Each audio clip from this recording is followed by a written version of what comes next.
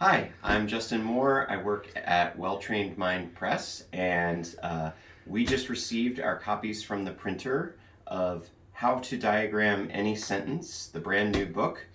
And I'm wearing this hat because the delivery driver left the box in the middle of the woods, and it's deer season here in Virginia, and I didn't want to get shot picking up the mail. So you're about to see the first copies of the book, fresh from the press.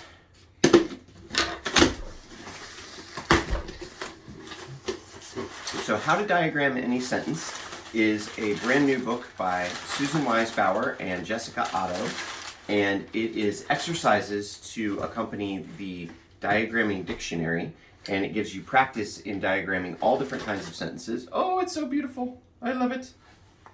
So here it is, How to Diagram Any Sentence, and you see that the cover has a tree made out of sentence diagrams, and so it is many practice sentences of all different sorts. Some of them are original, and then a lot of them are by masters of the English language from classic literature and so forth. And then in the back, it gives you all the answers so you can check your work.